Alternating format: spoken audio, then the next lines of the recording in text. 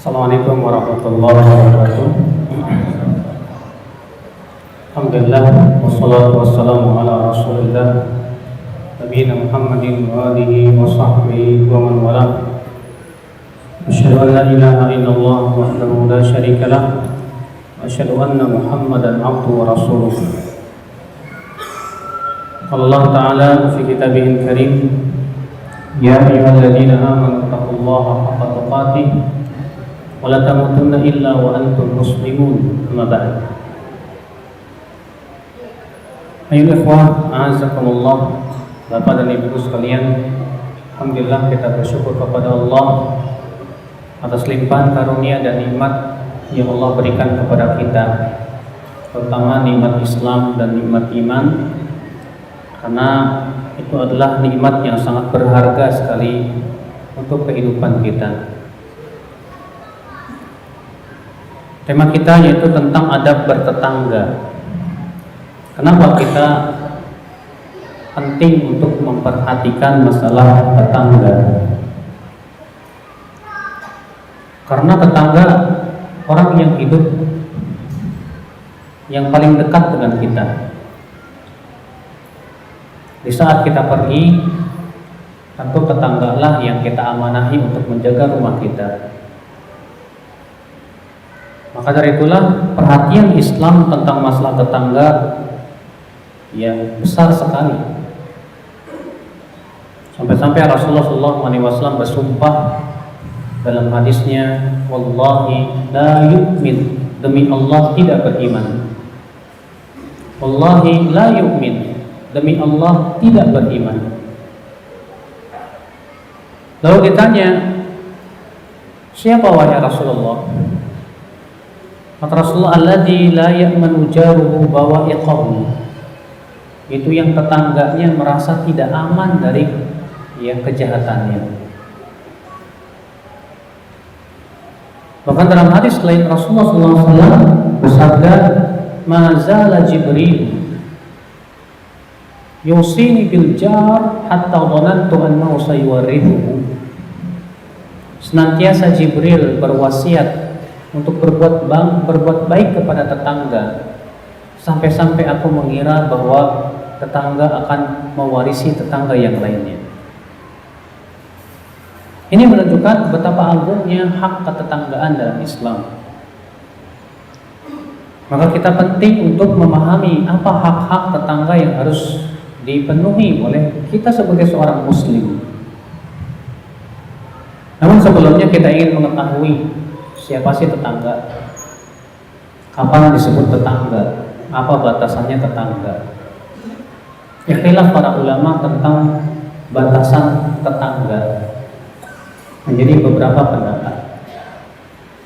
Sebagian ulama, dan ini mazhab Syafi'iyah dan Hanabilah, mengatakan tetangga itu hitungannya 40 rumah, kanan, kiri, depan, belakang. Dan mereka membawakan sebuah riwayat tentang bahwa Rasulullah mengatakan, wal jar arba'in baitan, yaitu tetangga itu batasannya 40 rumah. Namun hadis ini seluruh ulama hadis bersepakat bahwa hadis ini sangat lemah, tidak bisa dijadikan hujah. Sebagian ulama berpendapat tetangga itu adalah yang biasa pergi ke masjid, yang bisa pergi ke masjid dengan jalan kaki, yang berkumpul itu di masjid itu, maka itulah tetangga. Sebagian ulama lagi mengatakan pendapat-pendapat yang lain, namun karena tidak ada dalil, makanya terjadi perselisihan para ulama mengenai kapan disebut tetangga. Ada sebuah kaidah mengatakan, kaidah usul fikih, dalil yang tidak ada batasannya dalam syariat, maka batasan itu dikembalikan kepada adat istiadat. Maka karena memang masalah tetangga ini tidak ada batasan dalam syariat, tidak ada dalil yang memberikan batasan secara jelas kapan atau siapa disebut dengan tetangga, maka pada waktu itu kita serahkan hal itu kepada adat istiadat di negeri kita. Saya yakin ya, rumah yang dekat dengan rumah kita itu pasti disebut tetangga. Semua sepakat. Cuma masalahnya adalah batasannya berapa rumah, itu jadi masalah. Karena memang dalilnya tidak sahih dan tidak ada hadis yang sahih masalah ini, maka kita kembalikan lagi kepada adat istiadat. Allah Subhanahu wa taala di dalam Al-Qur'an membagi tetangga menjadi dua. Yang pertama, al-jari dzil qurba. Tetangga dzil qurba. Dan yang kedua, wal jari junub. Terjadi perselisihan para ulama tafsir ketika menafsirkan makna al-jari dzil qurba dan al-jaril junub. Pendapat pertama mengatakan al-jari dzil qurba artinya tetangga dekat, sedangkan al-jari al-junub artinya tetangga jauh. Dan kebanyakan para ahli tafsir mengatakan al-jari dzil qurba artinya tetangga yang mempunyai kerabat, ya, kekeluargaan dengan kita dan nasab. Sedangkan al-jari al-junub artinya tetangga yang tidak mempunyai dan tidak memiliki kekerabatan dengan kita. Dan kedua-duanya Bapak sekalian adalah tetangga. Dan para ulama mengatakan tetangga itu bukan hanya sebatas tempat tinggal, tapi lebih umum dari itu. Antum ya di kantor ada tetangga, antum di pasar jualan ada tetangga, bahkan antum duduk pesawat pun ada tetangga. Maka itu semua masuk di dalam makna tetangga. Iya. Maka itulah tetangga ya akal Islam yang harus kita kenali. Siapa tetangga kita? Sehingga kita pun tahu bahwa dia adalah hak. Iya. Dan tetangga dibagi oleh para ulama menjadi 3. Yang pertama, tetangga mukmin yang merupakan karib kerabat kita. Yang kedua, tetangga mukmin tapi bukan karib kerabat kita. Yang ketiga, tetangga non muslim. Adapun tetangga yang muslim dan dia karib kerabat kita, maka dia mempunyai 3 hak. Hak pertama, hak tetangga. Hak kedua, hak muslim. Dan hak ketiga, hak karib kerabat kita. Jadi kalau kakak kita, paman kita, adik kita kebetulan menjadi tetangga kita, berarti dia punya 3 hak. Ya, hak tetangga, hak karib kerabat, dan hak muslim. Hak muslim apa Pak? Yang disebutkan dalam hadis, hak muslim atas muslim yang lainnya ada 6. Kalau bertemu ucapan salam, kalau sakit jenguk, dan yang lainnya. Hak tetangga nanti kita akan sebutkan. Hak karib kerabat untuk silaturahim ya kepada dia. Yang kedua yaitu tetangga muslim namun tidak punya hubungan nasab. Maka dia hanya punya 2 hak saja. Yang pertama hak muslim, yang kedua hak tetangga. Dan yang ketiga, tetangga yang non muslim, maka dia punya hak, 1 hak. Hak apa itu? Hak tetangga saja. Ya. Lalu apa hak tetangga ya akhi yang harus kita pelihara? Ikhwatul Islam azakumullah.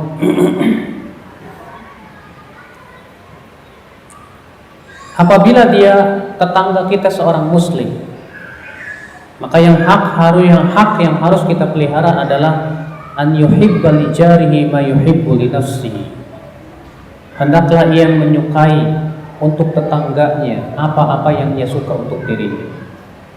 Dan hendaknya ia tidak suka untuk tetangganya apa-apa yang ia tidak suka untuk dirinya.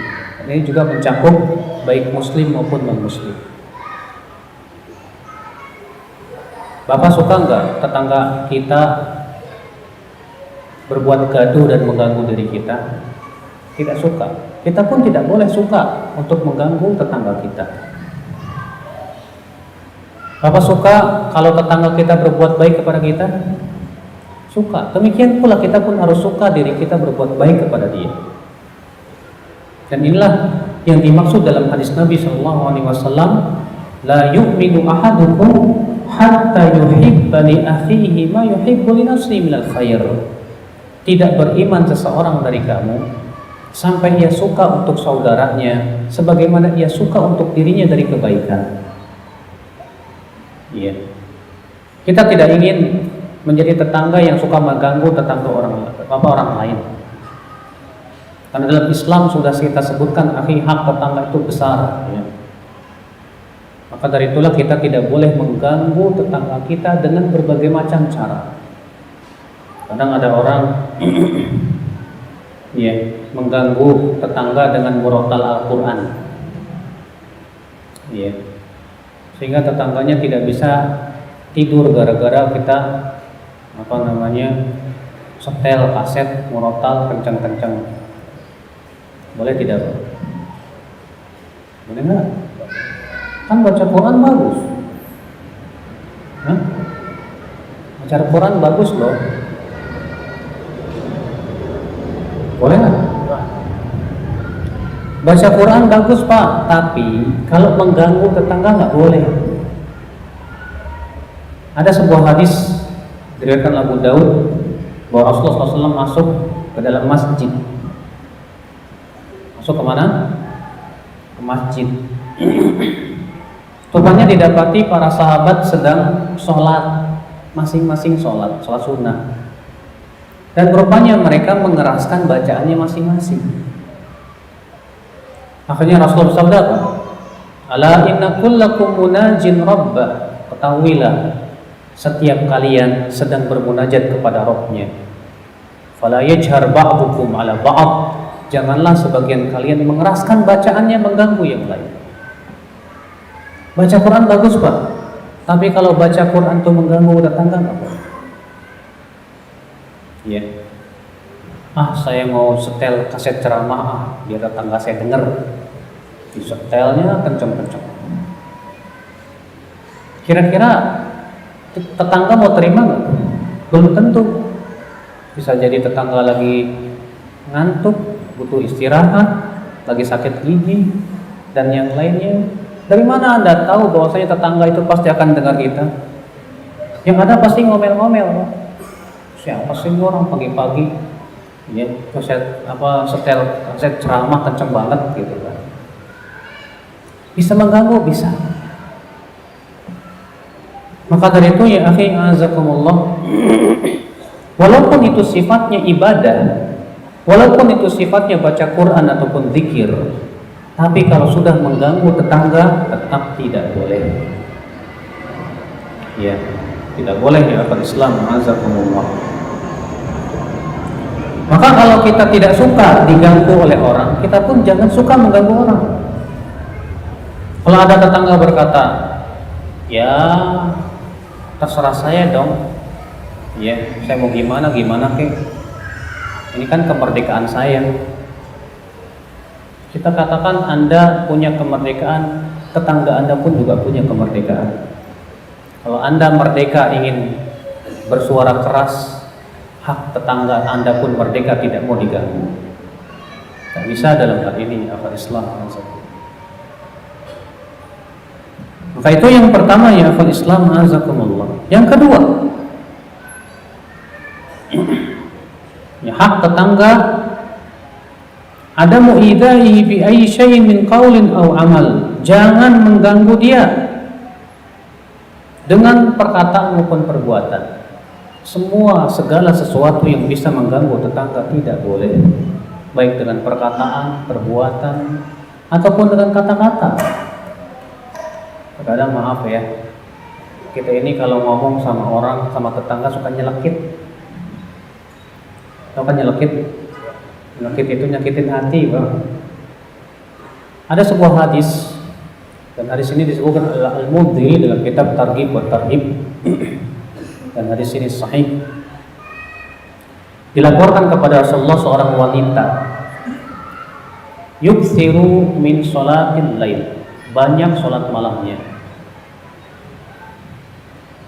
wasaum, banyak puasanya, wasadaqah, banyak sedekahnya, lakinnahu yu'dhi jiranahu bilisani, tapi dia suka menyakiti tetangga dengan lidahnya. Bagaimana wanita ini ya Rasulullah? Kata Rasulullah apa? La khaira fiha, tidak ada kebaikan pada wanita itu. Hiya finnar, dia di dalam api neraka. Bayangkan, wanita ini banyak sholat malam, wanita ini banyak puasa, wanita ini banyak sedekah, tapi lisannya suka nyakiti tetangga dengan lidah-lidahnya. Apa kata Rasul? Tidak ada kebaikannya wanita itu. Dia dalam api neraka. Kalau tidak ada kebaikannya gimana sih? Bukannya dia sholat malam, bukannya dia sedekah dan yang lainnya. Tapi Rasulullah mengatakan tidak ada kebaikannya. Maksudnya, kalau ibadah itu memberikan kebaikan, tentu akan memberikan pengaruh. Lidahnya pun tidak akan menyakiti orang lain. Bukankah Pak, ibadah itu tiada lain tujuan yang paling agung adalah memperbaiki hati manusia, memperbaiki akhlak manusia. Nah ternyata kau ibadah tidak memberikan pengaruh dalam tingkah laku. Makanya Rasulullah mengatakan tidak ada kebaikannya wanita itu, dia dalam api neraka. Kemudian dikatakan lagi kepada Rasulullah, ya Rasulullah, satu lagi wanita yang sholatnya enggak terlalu banyak, hanya yang wajib-wajib saja. Sedekahnya enggak banyak, puasanya juga yang wajib saja. Bagaimana? Tapi dia tidak pernah menyakiti tetangga. Kata Rasulullah, hiya fil jannah, dia di surga. Masya Allah, sampai-sampai demikian masalah rumah tangga, tetangga, mengganggu tetangga berat di mata Allah. Bahkan mengganggu tetangga dosanya 10 kali lipat dibandingkan dengan mengganggu orang lain. Kata Rasulullah, an yazniya rajulun bi asyrati niswatin, lebih baik seseorang berzina dengan 10 wanita daripada ia berzina dengan istri tetangga. Makanya lebih baik di sini bukannya boleh, Pak. Artinya ya, berzina dengan istri tetangga itu dosanya 10 kali lipat dengan zina dengan wanita lain. Dan zina itu sendiri sudah dosa besar gitu. Maka dari itu ya akhi azakumullah, ini menunjukkan menyakiti tetangga pun juga dosanya 10 kali lipat dibandingkan dengan menyakiti orang lain. Karena tetangga ini orang yang harus kita hormati betul di akal Islam azakumullah. Kemudian yang ketiga, al-ihsan ilaihi daiman, selalulah berbuat baik kepada tetangga. Selalu berbuat baik kepada tetangga.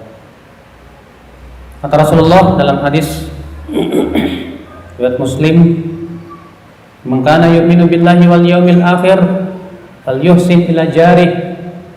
Siapa yang beriman kepada Allah dan hari akhirat, hendaklah ia berbuat baik kepada tetangga. Ternyata Pak, tidak cukup hanya sebatas tidak menyakiti tetangga. Saya tidak pernah menyakiti tetangga kok, belum cukup. Jadi gimana dong? Karena Rasulullah mengatakan falyuhsin, hendaklah ia berbuat baik. Rasulullah tidak mengatakan jangan hanya sebatas apa? Tidak mengganggu tetangga, tapi berbuat baik kepada tetangga. Bagaimana berbuat baik, Pak? Di antaranya kasih hadiah. Kata Rasulullah, siapa yang masak sayur, perbanyak kuahnya. Jangan sampai tetangga cuma mencium baunya doang, Pak. Antum bikin kue enak, Masya Allah, tetangga sampai enak banget sih Abang, tapi nggak kebagian, nggak boleh. Kalau kita bikin kue enak, kalau kita bikin makanan enak, dan itu tercium oleh tetangga, tetangga harus dapat. Rasulullah mengatakan fal yukthir min maraqih, perbanyak kuahnya. Ini bukan hanya sebatas kuah, tapi semua jenis makanan yang mempunyai aroma. Dan itu sampai ke tetangga kita. Jangan sampai kemudian kita tidak memberikan bagian untuk tetangga. Berbuat baik ya kepada tetangga. Ikhwata Islam azakumullah. Kemudian yang keberapa? Yang keempat, muasatuhu, memperhatikan keadaan tetangga. Apakah dia kekurangan apa enggak? Ya.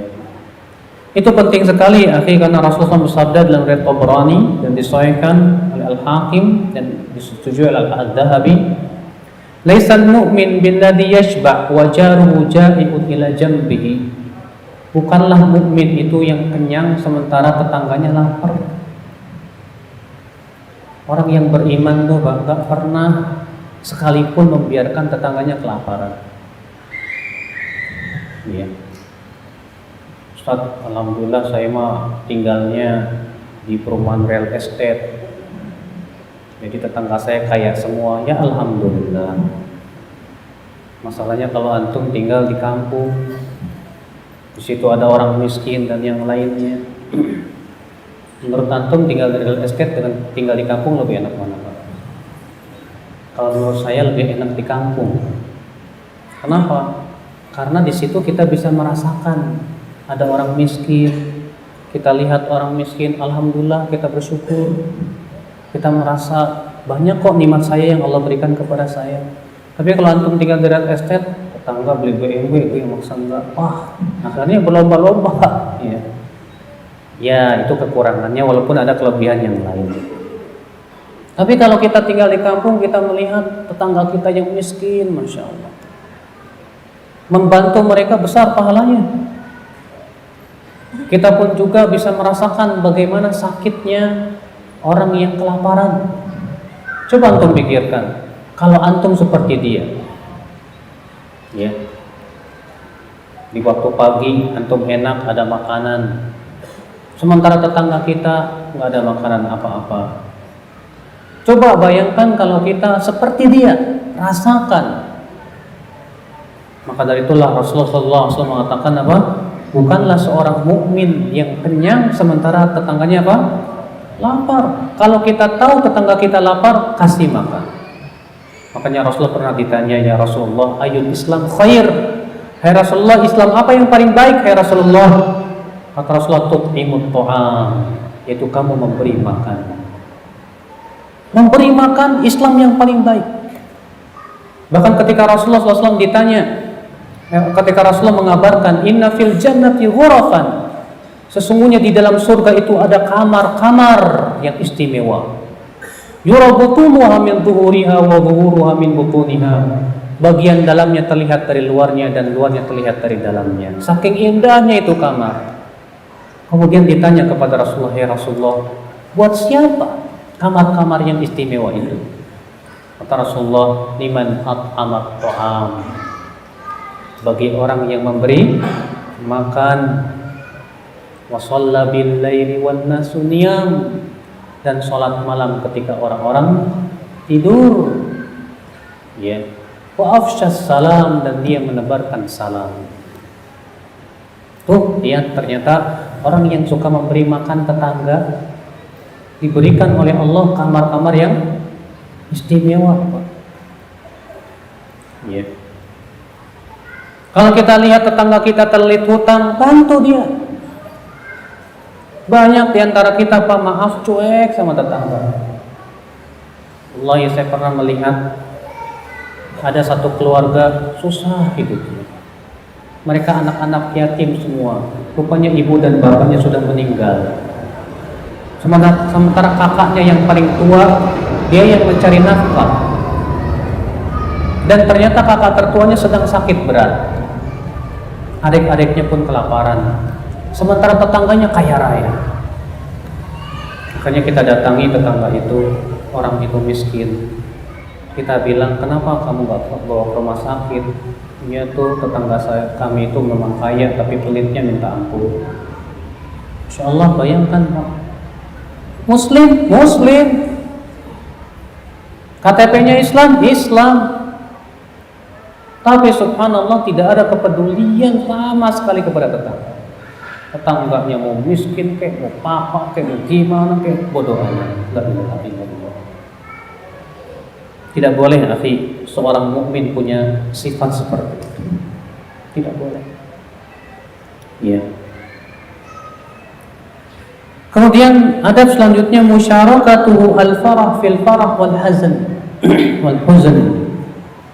Hendaknya kita berusaha untuk merasakan kegembiraan tetangga dan kesedihan tetangga. Tetangga gembira, kita ikut gembira. Tetangga sedih, ikut sedih. Iya.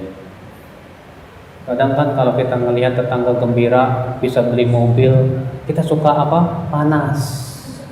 Bukan malah gembira. Ya, iya. Kadang kita punya teman lagi cerita, mungkin teman itu niatnya ingin mengamalkan firman Allah, wa amma bi ni'mati rabbika fahaddits. Adapun dengan nikmat Rabbmu ceritakanlah. Dia cerita ke antum, Masya Allah, alhamdulillah saya bisa beli mobil, nikmat dari Allah. Apa kata antum? Alah, baru gitu aja cerita-cerita. Ini yang dosa siapa coba? Yang cerita apa antumnya? Antumnya. Kenapa antum kau suudzon? Mungkin dia ingin bukan mau berbangga, dia bukan mau bersombong, tidak. Tapi dia ingin memperlihatkan nikmat Allah. Dia ingin mempraktekkan ayat. Tapi kemudian kitanya malah suudzon sama orang. Seharusnya kita sebagai seorang mukmin, Pak, melihat tetangga kita gembira-gembira, melihat teman kita gembira-gembira. Ketika teman kita gembira, Masya Allah, kok kamu gembira sekali hari ini? Iya nih, alhamdulillah Allah berikan kepada saya nikmat hari ini. Kenapa? Ya, saya bisa beli rumah. Alhamdulillah, barakallahu fiik. Doain, Pak, doain. Ya. Semoga diberkahi rumah kamu itu. Mudah-mudahan diberkahi mobil kamu itu. Kekayaan yang kamu miliki mudah-mudahan berkah. Masya Allah. Coba kalau kita memperlihatkan kegembiraan kepada saudara kita. Ini enggak, ketika dia sedih kita merasa melihatkan kegembiraan. Ketika dia gembira kita memperlihatkan kesedihan. Tidak seperti itu seorang mukmin. Seorang mukmin itu yang dia senantiasa merasakan kegembiraan seorang mukmin, tetangganya, yang lain merasakan kesedihannya juga. Ya. Ikhwatul Islam, a'azzakumullah. Kemudian diantara adab tetangga yang lain,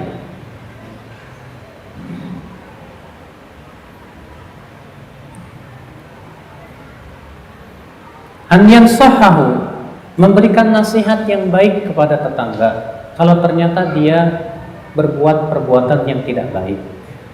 Berikan nasihat. Nah, terkadang kan tetangga kita mungkin melakukan perbuatan-perbuatan yang melanggar syariat. Ada tetangga mabuk-mabukan, ada tetangga main judi. Walaupun ingat kita tidak diperintahkan oleh Allah untuk memata-matai tetangga. Iya.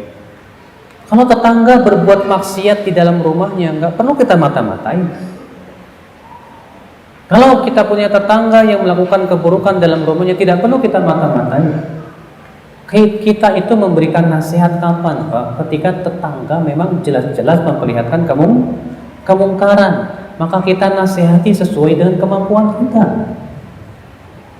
Ini penting, Bapak sekalian. Ya. Ini terkadang ikhwatul Islam, azakumullah, kita ini terkadang punya tetangga yang kurang paham bagaimana tata cara mengingkari.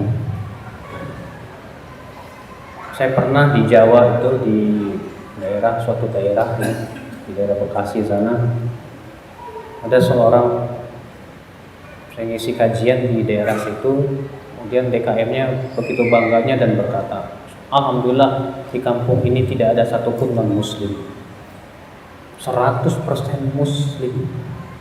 Kata saya, alhamdulillah. Oh, kemarin tuh ada orang non muslim, ya kebetulan dia ngontrak di dekat rumah saya. Wah, saya nggak mau terima ada orang muslim. Terus apa yang Bapak lakukan, Pak? Ya saya bikin kegaduhan tiap malam biar dia pergi. Ya, pukul kaleng lah, petasan lah, apalah. Terus berhasil, Pak. Oh, berhasil pergi dia. Masya Allah. Bangga lagi, Pak. Jadi begitu, Pak, ya caranya. Sehingga akhirnya dia pergi dalam keadaan kesal dan berkata, emang muslim itu teroris. Ya. Bukan seperti itu, Pak. Walaupun dia sebagai seorang non muslim, dia punya hak tetangga untuk dihormati, untuk tidak diganggu. Ya. Dahulu Rasulullah punya tetangga Yahudi saja, bagaimana baiknya Rasulullah kepada orang Yahudi itu. Tetap Rasulullah memberikan hadiah kepada orang Yahudi, tetap Rasulullah tidak memberikan sesuatu yang menyakiti mereka. Kenapa kita tidak mengambil akhlak Rasulullah? Tapi kan saya nggak mau. Di sini ada non muslim. Coba bayangkan, Pak, kata saya, kalau Bapak berakhlakul karimah, mungkin itu jadi sebab keislaman dia. Mungkin dia pengen tinggal di sini karena dia merasa mendengar tentang keindahan Islam. Tapi gara-gara Bapak, akhirnya Islam jadi tercoreng. Seharusnya kita sebagai seorang muslim lebih berhak untuk memperlihatkan akhlak. Supaya apa? Supaya mereka tertarik bahwa inilah Islam. Islam itu memang agama yang penuh akhlak dan adab. Iya tidak? Iya. Iya. Rasulullah SAW menganjurkan kita berakhlak, tidak, Pak? Wallahi akhlak. Sampai kata Rasulullah, afdalul mu'minina imanan. Mukmin yang paling utama keimanannya siapa? Ahasinuhum khuluqa, yang paling baik akhlaknya. Sampai-sampai Rasulullah menjamin dengan surga yang paling tinggi bagi mereka yang baik akhlaknya. Tetangga yang paling berhak untuk mendapatkan akhlak yang mulia dari kita. Iya. Maka dari itu, akhi, azakumullah. Nah ini, kalau tetangga itu berbuat buruk, kita ingkari dengan cara yang baik, bukan dengan cara arogan. Kadang kan kita ketika mengingkari kemungkaran tuh maunya puas-puasin aja, Pak. Nggak bisa seperti itu, Pak. Mengingkari kemungkaran juga ada etika-etikanya, ada adab-adabnya. Nggak bisa mengingkari kemungkaran hanya sebatas dengan apa? Semangat bisa. Makanya kata para ulama, orang yang ingin mengingkari kemungkaran itu disyaratkan 3 syarat. Syarat yang pertama, berilmu tentang apa yang ia ingkari. Syarat yang kedua, dia harus punya sifat halim, bisa menguasai emosi. Syarat yang ketiga, dia harus punya sifat sabar dan tidak tergesa-gesa. Kalau tidak terpenuhi syarat ini, maaf, dia tidak boleh mengingkari kemungkaran, karena bisa jadi malah menimbulkan mudarat yang lebih besar. Udah azan ya? Belum. Oh, belum. Asalnya di sini saya jam berapa?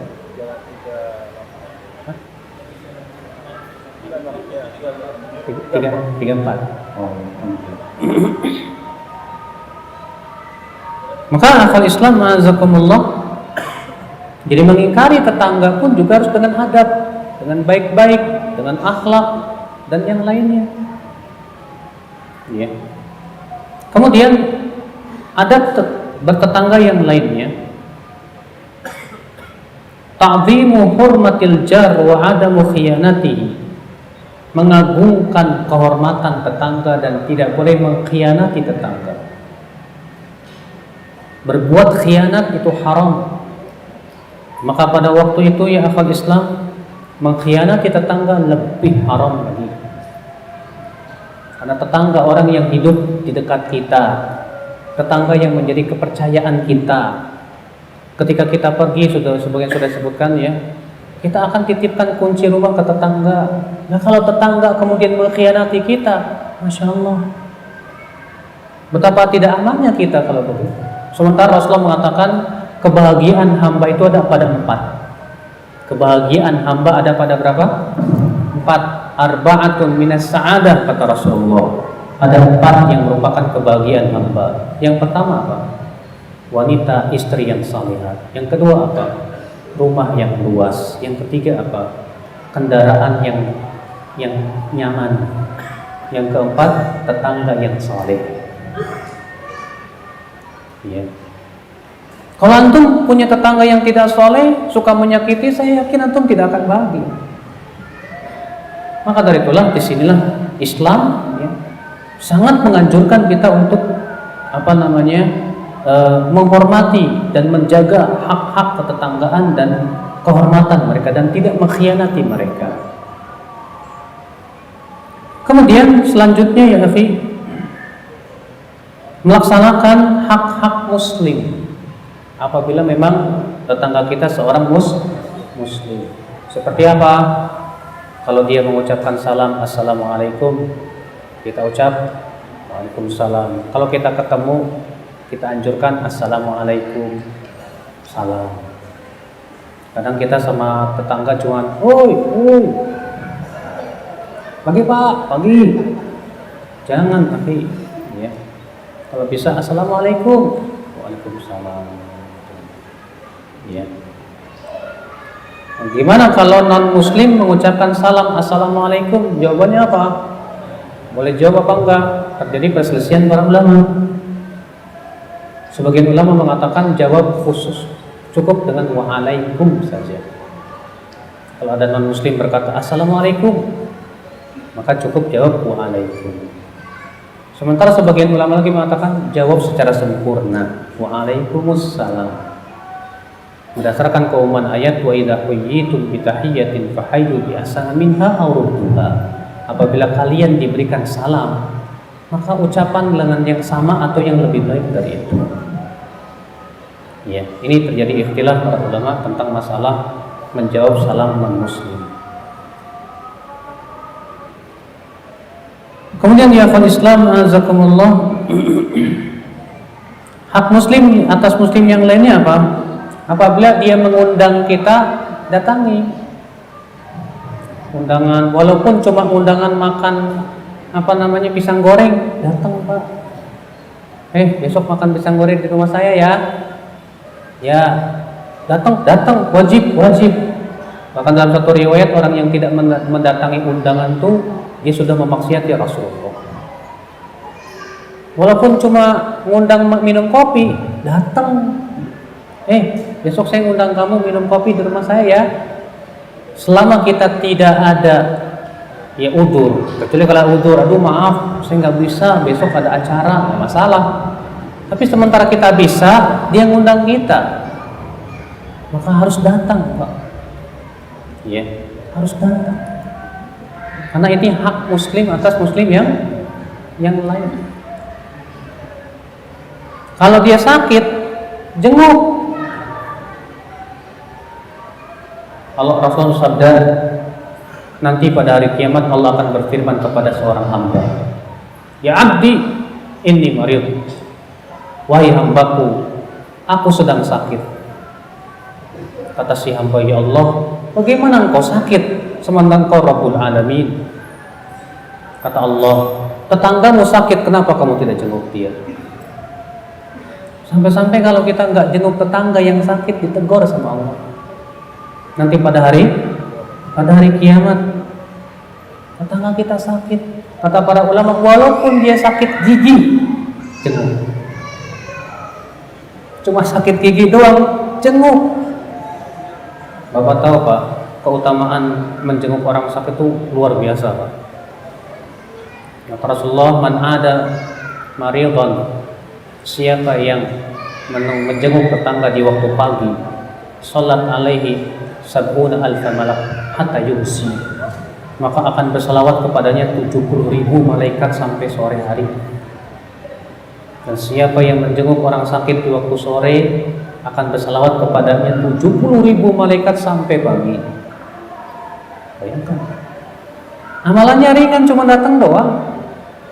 Doa, datang, kemudian doakan, moga-moga cepat sembuh ya. Ternyata malaikat sampai sore hari bersalawat kepada kita. Sudah azan? Belum. Itu bukan azan. Oh. Ikhwatul Islam azakumullah. Kemudian kalau tetangga kita bersin, haji, suka kedengeran. Tuh baca alhamdulillah, jawab yarhamukallah. Tapi terkadang kan ada tetangga yang sengaja haji, dikeras-kerasin gitu kan, dimain-mainin haji. Padahal kata Rasulullah kalau bersin tuh hendaknya apa? Al yukhfid sauta, hendaklah ia rendahkan suaranya. Ini kerasin, haji. Ya.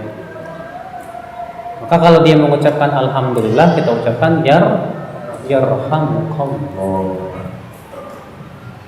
Kalau dia sakit, jangan lupa melayatnya, mensolatkannya, kalau bisa sampai menguburkannya. Kata Rasulullah, siapa yang mensolatkan muslim dan sampai menguburkannya, maka dia pulang dalam keadaan membawa 2 qiraat. 1 qiraatnya sebesar gunung Uhud. Ya. Besar sekali Bapak sekalian.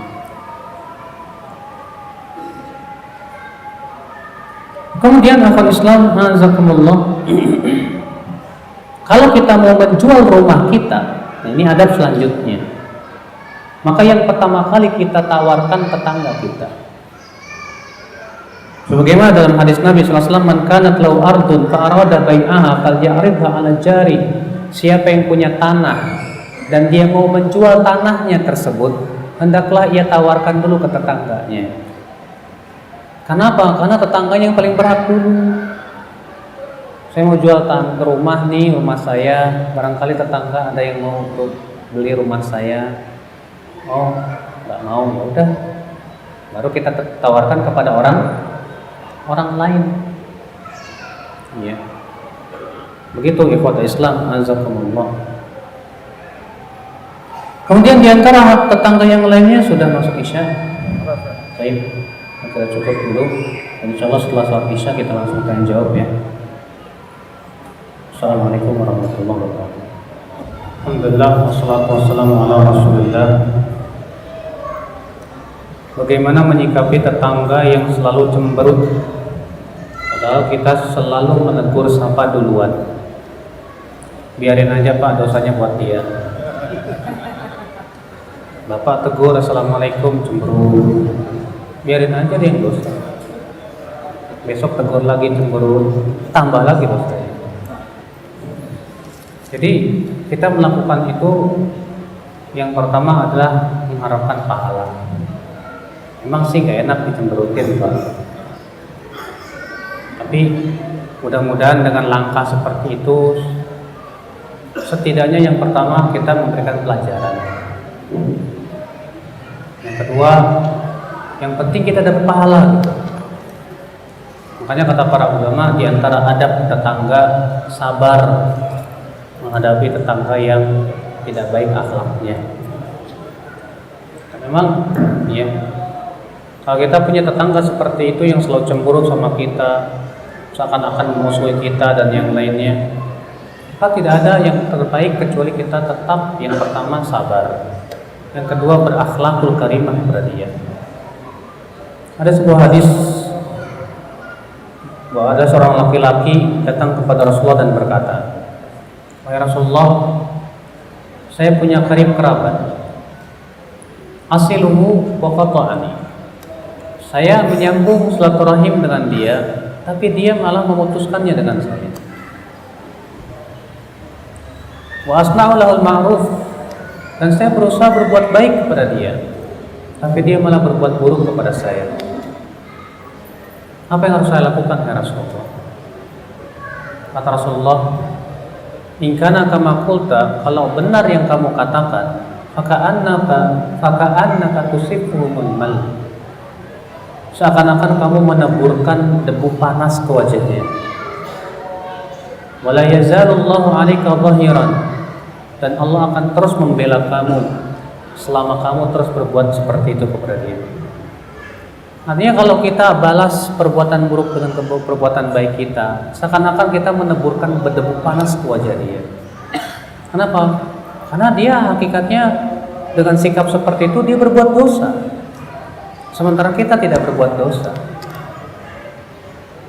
Ya. Dan selama kita berbuat baik kepada dia, selama itu pula Allah akan membela kita, kata Rasulullah SAW. Memang butuh kekuatan, ya. Keadaan-keadaan seperti itu butuh kekuatan.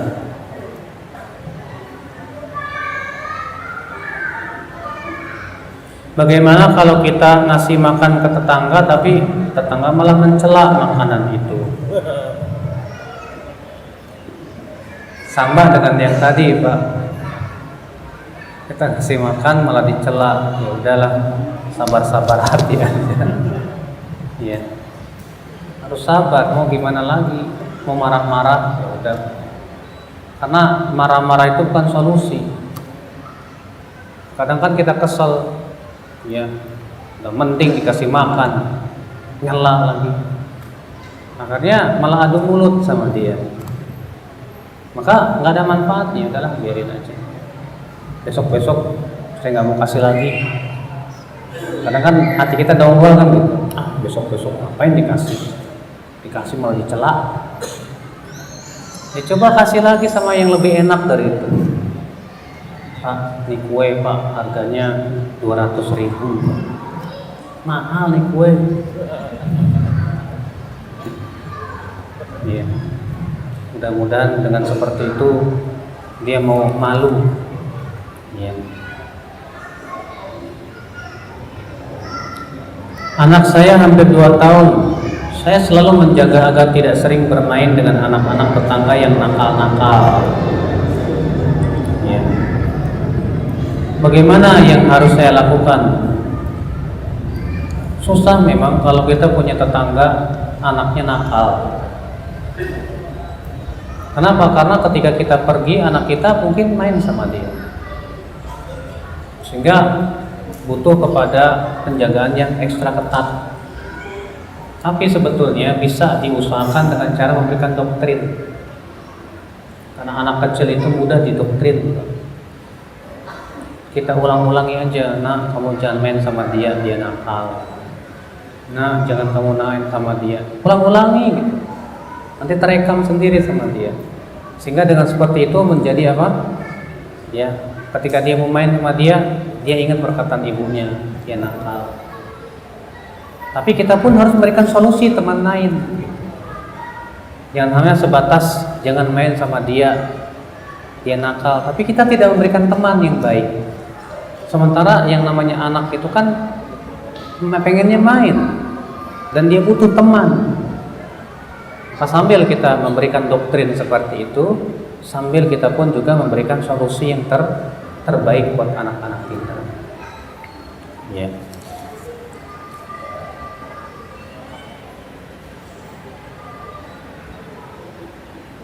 Saya bertempat tinggal di lingkungan yang rata-rata non-muslim dan sering mabuk-mabukan. Bagaimana yang harus saya lakukan, Ustaz? Kalau antum bisa pindah ke tempat yang lebih banyak muslim, itu lebih bagus. Kenapa? Mungkin antum tidak mabuk-mabukan, anak antum nggak selamat. Yang kita pikirkan bukan hanya diri kita, tapi keluarga kita dan anak-anak kita. Bukannya ya, kalau saya di situ kan bisa dakwah, silakan. Kalau antum bisa berdakwah, memperlihatkan akhlakul karimah, mengajak manusia kepada kebaikan, alhamdulillah, bagus. Tapi kalau antum tidak memiliki kekuatan apa-apa, ya mendingan juga cari tempat yang di situ, ya banyak orang soleh yang bisa kita juga beribadah kepada Allah secara tenang. Dan disebutkan dalam hadis Rasulullah, "Qad kana fi man kana qablakum rajulun qatala tis'atan wa tis'ina nafsan." Dahulu, kata Rasulullah, ada orang yang sudah pernah membunuh 99 jiwa. Dia membunuh 99 jiwa. Lalu dia bertanya kepada seorang ahli ibadah dan berkata, saya sudah membunuh 99 jiwa, masih ada taubat nggak buat saya? Kata si ahli ibadah, tidak ada. Dibunuh si ahli ibadah sehingga 100 jiwa dia sembuh. Lalu dia datang lagi kepada alim ulama dan berkata, saya sudah membunuh 100 jiwa, saya masih ada pintu taubat enggak? Kata si alim ulama ini, faman yahulu bainaka wa bainat taubah, apa yang menghalangi kamu untuk bertaubat? Tinggalkan negeri kamu yang tidak baik, pindahlah ke negeri yang di sana banyak-banyak orang soleh, beribadahlah kepada Allah bersama mereka. Rupanya orang ini memang ingin bertaubat. Akhirnya dia tinggalkan negerinya menuju negeri yang di sana banyak orang soleh. Tapi di tengah jalan meninggal dunia. Sehingga malaikat rahmat sama malaikat azab rebutan. Malaikat azab berkata, ini orang nggak pernah berbuat kebaikan. Malaikat rahmat berkata, tapi dia mau taubat.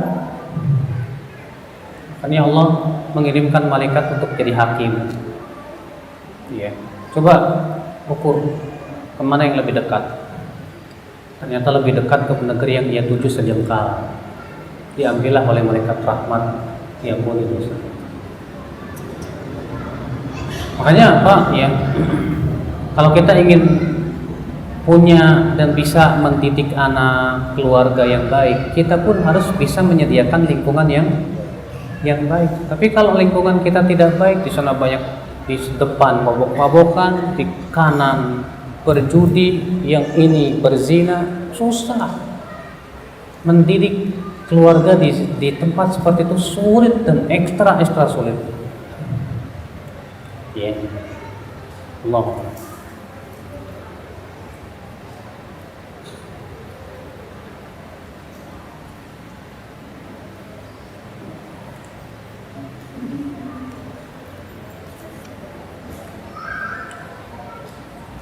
Apakah Rasul bisa membagi adil cintanya kepada istri yang lain? Tidak bisa. Keadilan yang disebutkan dalam Al-Quran itu maksudnya adalah memberikan nafkah dan pembagian malam. Makanya ada 2 ayat kan, wallahu fiman wa in khiftum alla ta'dilu fawahidatan. Kalau kalian memang tidak mampu untuk bersikap adil terhadap istri-istri kalian, maka cukup 1 istri saja. Sementara dalam ayat yang lain Allah mengatakan walan tastati'u an ta'dilu bainan nisa walau harastum. Kamu tidak akan mampu bersikap adil terhadap wanita walaupun kamu bersungguh-sungguh. Kata para ulama, ayat dalam surat An-Nisa yang dimaksud perintah adil itu adalah adil dalam nafkah dan adil dalam pembagian malam. Adapun ayat yang mengatakan kamu tidak bisa adil, maksudnya dalam cinta dan jima. Karena bisa jadi yang satu lebih cantik, lebih bagus, yang satu kurang. Tentu jiwa laki-laki akan lebih condong kepada yang lebih cantik, lebih kita cintai. Sebagaimana Rasulullah SAW tidak bisa menyamaratakan cintanya terhadap istri-istrinya. Ketika Rasul ditanya, ya Rasulullah, siapa yang paling kamu cintai? Aisyah. Aisyah yang paling aku cintai. Ternyata Rasulullah tidak bisa berbuat adil dan masalah apa? Cinta. Nah ini di luar kemampuan kita. Tapi Rasulullah adil dalam masalah nafkah. Demikian pula adil dalam masalah pemberian malam. Ya.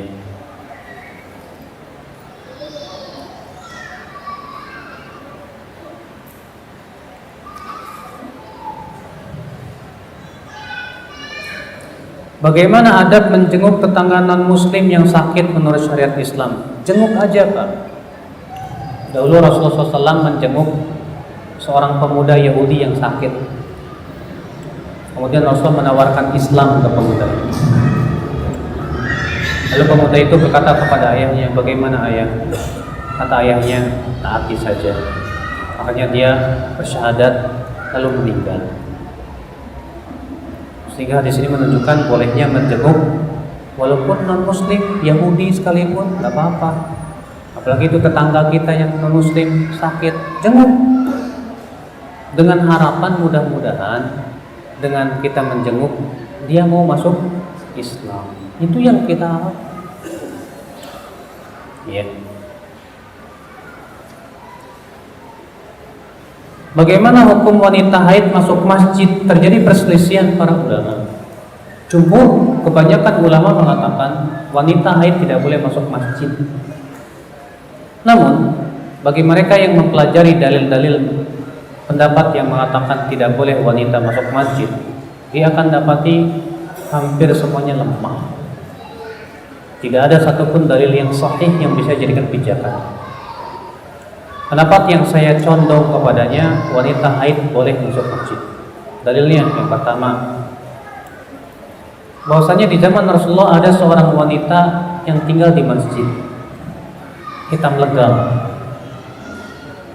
dan dia suka menyapu masjid. Dan disebutkan dalam hadis itu bahwa dia tinggal di masjid, dia punya kemah di dalam masjid dan tinggal di sana. Sedangkan wanita tidak lepas dari haid. Yang kedua, tidak ada satupun hadis yang sahih yang bisa jadikan pijakan tentang tidak bolehnya wanita haid ya masuk masjid. Adapun ayat yang mengatakan illa abiri sabilin, kecuali abiri sabilin, yang ditafsirkan oleh Ibnu Abbas dan Ibnu Mas'ud, abiri sabil artinya wanita sebatas lewat saja, tidak duduk. Ternyata riwayatnya lemah karena dalam sanadnya ada Afiyah al-Aufi. Justru penafsiran yang sahih dari mereka berdua adalah yang dimaksud dengan abir sabil musafir. Makanya tidak ada yang riwayat demikian pula hadis, aku tidak halalkan masjid untuk wanita haid dan junub, lemah. Bahkan bertabrakan dengan perbuatan banyak sahabat yang apabila mereka junub, mereka duduk-duduk di masjid kalau mereka berwudu. Di banyak sahabat kalau mereka sedang junub, mereka duduk-duduk di masjid kalau sudah berwudu. Sementara seringkali di para ulama mengkiaskan orang junub dengan haid karena sama-sama hadas besar.